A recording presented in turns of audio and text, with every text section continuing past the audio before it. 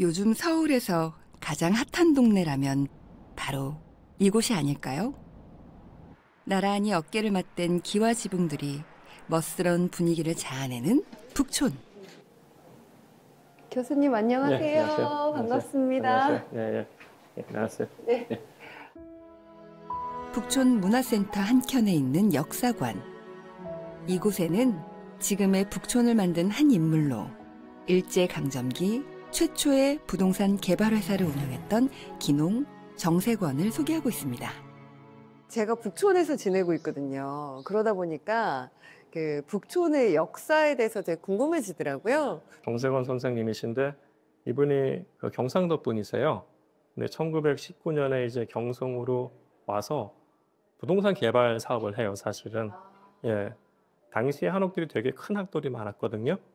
근데 그걸 쪼개가지고 지금 우리가 북촌이나 익선동에서 볼 수 있는 상대적으로 작은 한옥들, 20평에서 40평대 한옥들을 개발을 합니다. 아, 익선동도요?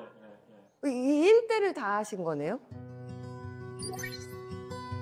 정세권은 북촌을 비롯해 익선동뿐만 아니라 서울 지역 곳곳에 새로운 형태의 한옥, 근대 한옥을 지었습니다. 특히 최근 새로운 핫스팟으로 등장한 익선동 한옥거리. 이곳은 원래 조선 왕족의 종친이 살던 궁궐, 누동궁이 있던 곳인데요. 바로 그 궁궐 자리에 60여 채의 작은 한옥을 지었다고 합니다. 1929년 3월쯤에 주택 설계 공모를 하셨어요. 그러니까 이게 벌써 한 90년, 거의 100년 가까운 전의 일입니다. 요새 일어나는 일이죠. 저희가 아파트 재개발이다, 재건축이다 그러면 현상 설계 공모해서 또 전환 만들고 이러지 않았겠어요. 이걸 거의 100년 가까운 시점에 하셨다는 게 굉장히 앞서가는 생각을 하셨다고 생각이 듭니다. 정세권의 아이디어가 고스란히 녹아있는 새로운 한옥의 도면은 놀랍게도 지금의 아파트 도면과 매우 흡사합니다. 그 당시에 공급하셨던 주택 같은 경우는 평형이 그렇게 큰 평형이 아닙니다. 그래서 한 10칸 내외, 그리고 평균적으로 따지자면 한 18평 내외 정도의 그런 한옥들을 대규모로 지어가지고 공급을 했다고 하는데요. 일종의 현재 아파트 평면하고 비슷한 평면의 한옥 평면을 고안을 하셨던 거죠. 그거는 사실은 굉장히 혁신적인 어떤 당시의 평면이라고 할 수가 있고요. 표준화되고 규격화된 근대 한옥은 기존 한옥에 비해 건설 기간과 비용을 모두 줄였습니다. 덕분에 일반 서민에게도 보다 저렴하게 한옥을 살 수 있는 길을 열어주었습니다. 그런데 더 놀라운 사실은 정세권이 단순히 집만 지은 것이 아니라는 사실입니다. 한 잡지에 실은 정세권의 글을 보면 당시에 이미 연부와 월부의 판매 제도까지 강구했다고 합니다. 지금도 그렇습니다만은 5억짜리 주택에 대해서 우리가 다 5억 내고 맨 처음에 다 사진 않잖아요. 자기 돈 한 2억 내고 3억에 대해서 그 분납을 하는 거잖아요. 그죠? 30년짜리 주택 모기지라고 하면은 월 얼마씩 그 주택 대출 이자를 하는 건데, 그거를 이제 분기별 또는 월별 또는 연도별로 납부할 수 있는 금융 상품을 제공해 준 거예요. 그러니까 사실 이게 대단한 게 우리나라에서도 주택 금융 모기지 금융이 제대로 나온 게 그렇게 오래된 기간이 아니고, 그거를 발행하는 기관도 사실은 서민주택에 대해서는 주택금융공사예요. 중산층과 중산층 이하의 계층에 대해서 본인들이 적정한 비용을 내고 주택을 보유할 수 있는 기회를 주는 것 같은 겁니다. 근데 그거를 100년 전에 했다는 게 대단한 거고요. 한 잡지에 실린 정세권의 건축회사 건양사의 매매 광고. 지금으로 치면 일종의 부동산 광고인 셈인데요. 북촌인 개동과 익선동에 이어 창신동, 왕십리, 서대문에 이르기까지 서울 전역에 그것도 다양한 평형의 한옥들을 분양하고 있다는 것을 알 수 있습니다. 토지를 확보를 해서 매입을 하고요. 그 다음에 건설회사를 고용을 해서 건물을 짓고 그리고 그 건물을 이제 분양을 하기도 하고요. 그 다음에 이제 임대를 하기도 하는데 이 모든 과정을 다 갖고 있었어요. 그리고 본인이 건설회사도 갖고 있었고 나중에는 운영까지 해요. 그리고 중개까지 합니다. 그리고 금융까지 제공을 해요. 그래서 이 모든 밸류 체인에 있는 걸 다 했어요. 근데 우리가 이런 걸 지금 하고 있는 우리나라 회사가 있냐? 지금 없어요. 그러니까 100년 전에 더 대단한 겁니다. 고향에서부터 민족의식을 다졌던 정세권은 집장사로 크게 성공한 후에도 단순히 부동산 업자에 머물지 않았습니다. 건축업으로 번 돈을 의미 있게 사용하기로 결심하는데요. 이것은 조선 물산 장려운동과 직결됩니다. 평양에서 시작된 물산 장려운동은 조선 사람 조선 것이라는 구호를 내걸고 민중들의 적극적 참여 속에 시가행진을 하는 등 확산돼 갑니다. 조선 사람이 일본식 가옥에 사는 것은 충거리다 오히려.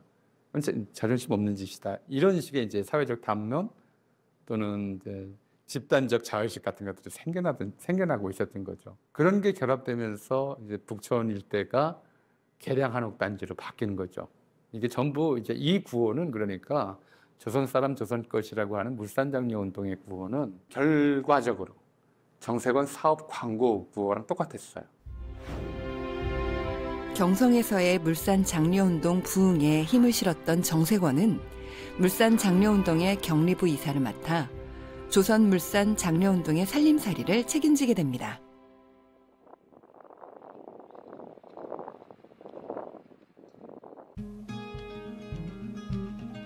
정세권은 물산 장려운동의 부흥을 위해 특별한 계획을 세우는데요.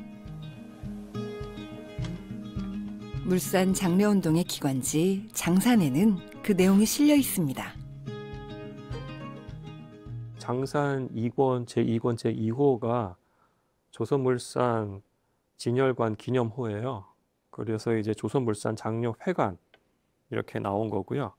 1층을 보면 이제 점포가 이렇게 있는 것으로 나오고 오른쪽에 계단이 있고요. 2층으로 올라가면 진열실이 있습니다. 그러니까 조선물산들을 진열해서 볼 수 있는 곳이고요. 3층이 이제 식당으로 되어 있습니다만은 완공 후에는 이제 정세권 선생 가족분들이 거기서 기거를 하셨고요. 4층이 이제 옥상으로 되어 있는데 이제 옥상 정원으로 쓰였다는 기록이 있습니다. 민족시인 만해 한용운은 같은 책에서 조선물산 장려운동에 백난준, 고심분투하는 정세권에게 감사하라고 적고 있습니다. 물산 장려회관은 실제 건축이 되는데요. 경성의 중심 종로 탑골공원 바로 옆에 4층짜리 붉은 벽돌 건물로 지어집니다.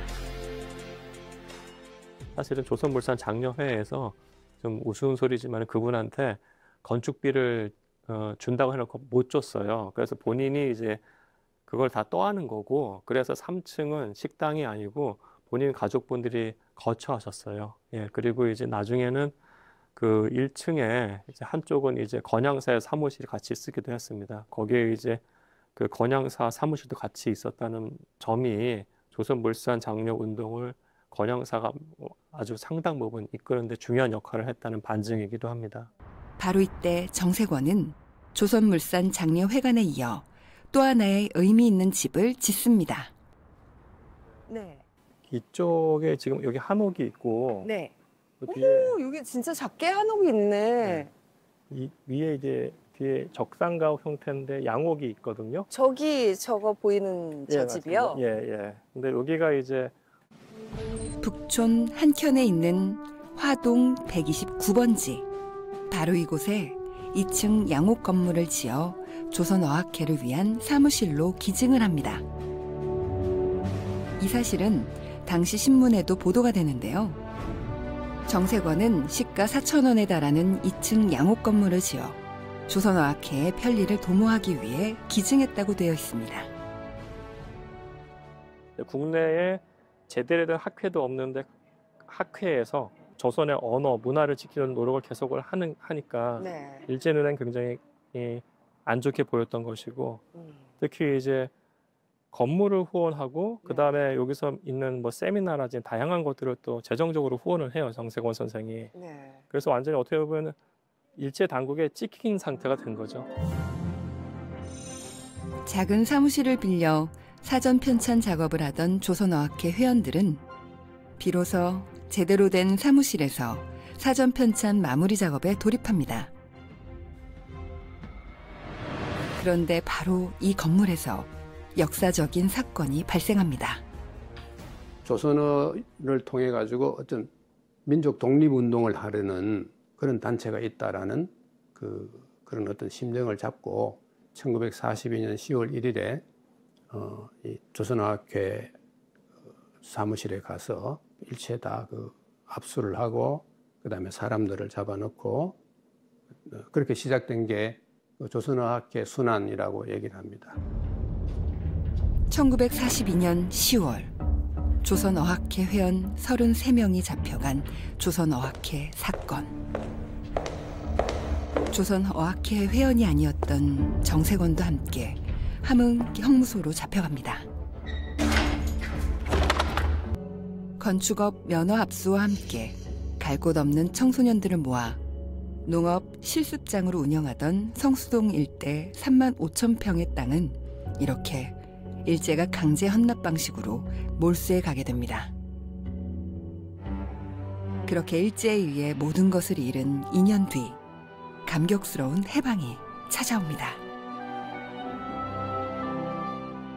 저희 아버님은 생전에 큰 소리 내서 막 웃으시거나 막 언짢은 하신 그 표정 짓들이 별로 안 없었었는데 1945년 8월 15일에 해방되고 나서 그때 처음 아버님이 확 웃으시면서 마루에 나오셔가지고 두 손 바짝 드시고 사람 만세 부르시던 게 어제 같은데 벌써 그런 지가 굉장히 오래됐어요.